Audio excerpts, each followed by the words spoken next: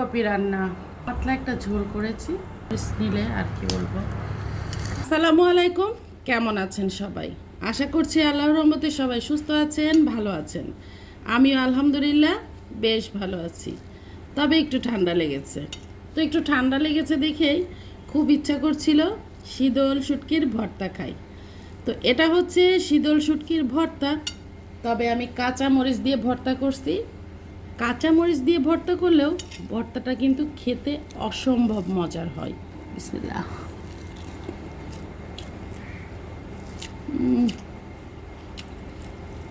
সেই মজা। আমি ফুলকপি রান্না, তো এই যে ফুলকপি, কুমড়া বড়ি, শিং মাছ দিয়ে ফুলকপি রান্না করেছি। সিমও দিয়েছি সাথে, টমেটো, সিম, অনেক কিছু দিয়েই রান্না করলাম ফুলকপিটা। পাতলা একটা ঝোল করেছি। দেখেন ফুলটা কত বড়। আমার কাছে ফুলকপির ফুলটা অনেক বড় হলে খুবই ভালো লাগে। সাথে মজাদার এরকম কুমড়া বড়ি থাকলে তার কথাই নেই। শিং মাছ, সব কিছু মজা মিলেমিশে একাকার হয়ে গেছে। অনেক ঝাল ধরে গেছে।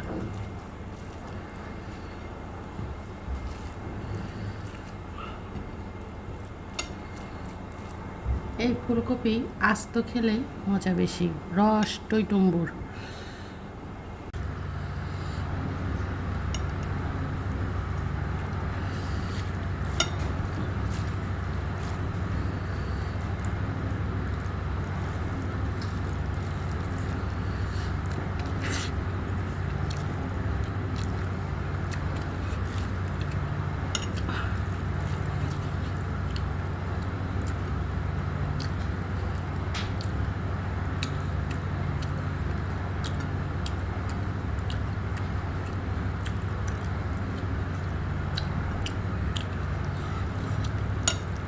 মুরগির মাংস দিয়ে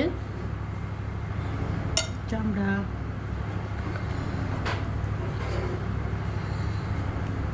আমি যত কিছুই খাই না কেন মেয়েদের জন্য বাসায় সব সময় মাংস রান্না করে রাখতে হয়, তো যার জন্য খাওয়া হয়। আর সাথে কাঁচামরিচ নিলে আর কি বলবো, সেই মজা লাগবে।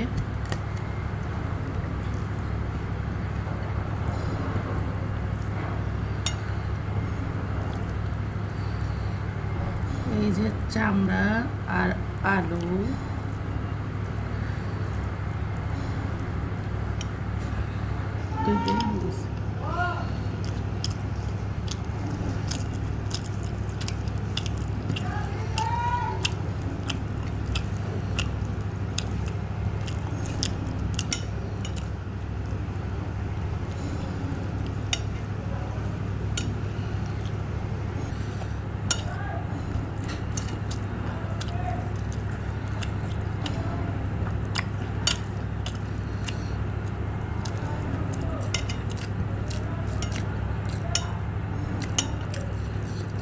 তো সবাই ভালো থাকবেন, সুস্থ থাকবেন। দেখা হচ্ছে পরবর্তী অন্য কোনো ভিডিওতে। আল্লাহ হাফেজ।